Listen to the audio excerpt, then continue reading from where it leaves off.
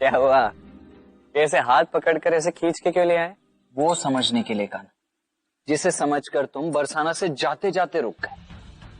वो समझने जिसे तुम प्रेम का नया और महाअध्याय बता रहे हो। मुझे बताओ, ये सब हो क्या रहा है? राधा का विवाह अयन के साथ हुआ। उसके पश्चात राधा ने मुझसे मिलना अस्वीकार किया क्योंकि वो अपना पत्नी धर्म निभा रही थी। मैंने सोचा कि राधा के हित में यही होगा कि मैं बरसाना से विदा ले लूं। मैं भी अपने धर्म का पालन करूंगा, इसलिए मैंने निर्णय ले लिया कि मैं बरसाना से विदा हो जाऊंगा। किंतु जब राधा मुझसे मिलने आई था, तब मैं समझा। अयन के साथ विवाह होने के पश्चात भी राधा के मन में जो कृष्ण के प्रति प्रेम है, उसका अंत नहीं हुआ। राधा अब भी मुझसे उतना ही प्रेम करती है, भले ही उसका विवाह किसी और के साथ ही क्यों ना हुआ। बस ये बात राधा स्वीकार नहीं पा रही। तो मुझे अनुमान हुआ कि मैं कितनी बड़ी भूल करने जा रहा था। इस संसार को मैं प्रेम सिखाने आया था और इसी संसार में अपने प्रेम को अधूरा छोड़ रहा था मैं।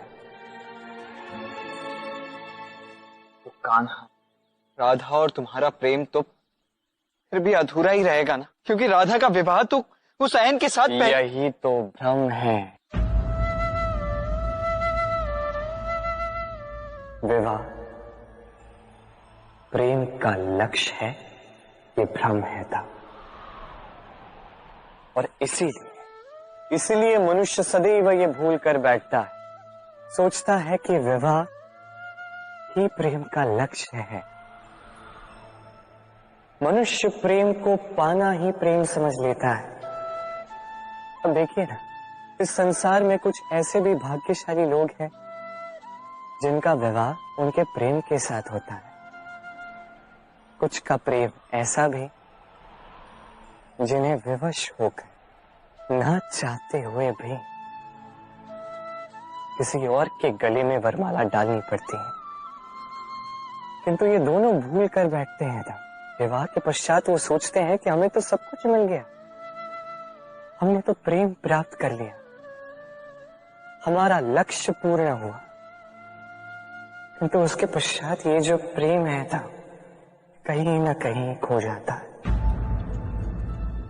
और जिन्हें प्रेम ना मिला, वो प्रेम ना मिल पाने की पीड़ा में प्रेम ही भूल जाते हैं। कह तो तुम उचित ही रहे हो कान्हा, किंतु यदि विवाह प्रेम का गंतव्य नहीं है तो फिर क्या है?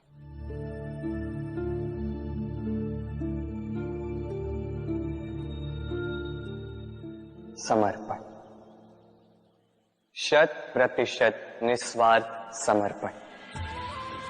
वो समर्पण जो किसी मां के मन में अपने संतान के लिए होता है। क्योंकि ये प्रेम दाऊ, ये प्रेम पाना नहीं है, ये प्रेम देना है। अपने आप को, अपने अस्तित्व को, अपनी आत्मा को समर्पित कर देना। ये प्रेम ना ही शारीरिक है, ना ही भौतिक। ये प्रेम तो अपनी आत्मा का समर्पण है। ये विवाह एक संबंध अवश्य है और इसमें कुछ भी अनुचित नहीं है। ये विवाह प्रेम से प्रतिबंधित नहीं है था। ये प्रेम कहीं ऊंचा है।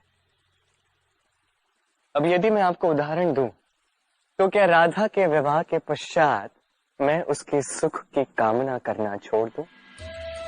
कैसे मैं प्रयास न करूं कि राधा जीवन में सदा सदा के लिए सुखी रहे? क्या मेरे मन में राधा के लिए प्रेम कम हुआ? कृष्ण का राधा के प्रति प्रेम कृष्ण में समाहित है ना। दाऊ, ये प्रेम पाप तब बन जाएगा जब इस प्रेम के बदले हम कुछ चाहेंगे। किंतु यदि ये प्रेम समर्पित हो तो ना ही ये अनीति है, ना ही ये पाप है।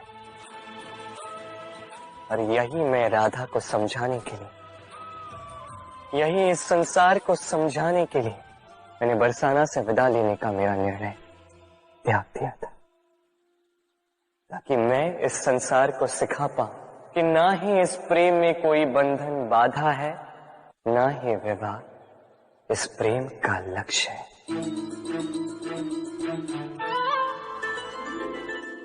पर कान्हा, क्या संसार को ये समझाना, ये सिखाना सरल होगा? जो सरल हो वो कभी प्रेम की राह हो ही नहीं सकती। यदि प्रेम इतना सरल होता तो कैसे इतना महान होता था। यदि प्रेम सरल होता तो ब्रह्मदेव मुझे और राधा को प्रेम सिखाने के लिए नहीं चलते।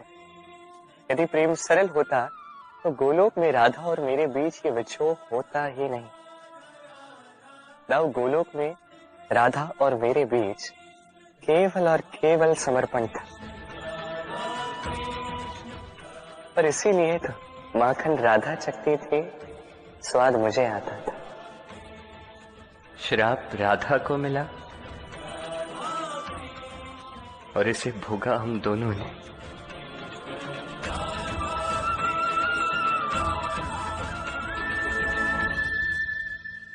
किंतु क्या राधा स्वयं ये समझ पाएगी कान्हा? वो तो स्वयं मनुष्य योनि में। मनुष्य को प्रेम सिखलाना स्वयं मनुष्य के बस में ही है धर्म। इसीलिए तो नारायण को स्वयं मनुष्य का रूप धारण करके आना पड़ा। अब राधा को समझना होगा कि ये प्रेम अद्भुत है। ये प्रेम इस संसार में किसी भी संबंध या किसी भी प्रतिबंध से कहीं अधिक ऊपर है। अब राधा को समर्पण की यात्रा पर चलना होगा, क्योंकि अब प्रेम का ऐसा अध्याय आरंभ होने वाला है जो सबसे बड़ा, सबसे दिव्य, सबसे कठिन अध्याय होने वाला है। अब ऐसा अध्याय आरंभ होने वाला है जो राधा कृष्ण की प्रेम कहानी की अद्वितीय गाथा अमर और अनंत कर देगा।